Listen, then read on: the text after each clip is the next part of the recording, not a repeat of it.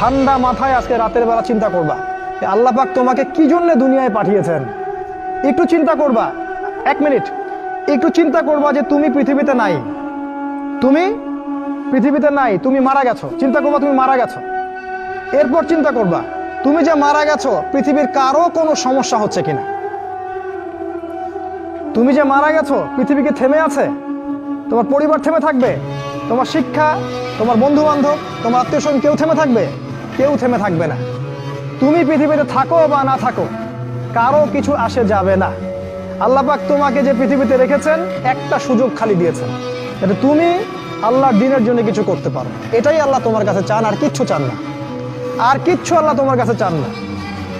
আল্লাহ চান তুমি একজন ভালো মানুষ হও, ভালো মুসলিম হও এবং দ্বীনের জন্য কিছু খেদমত করে পৃথিবী থেকে বিদায় নাও। এই দিন তুমি ছাড়াও বিজয়ী হবে ইনশাআল্লাহ।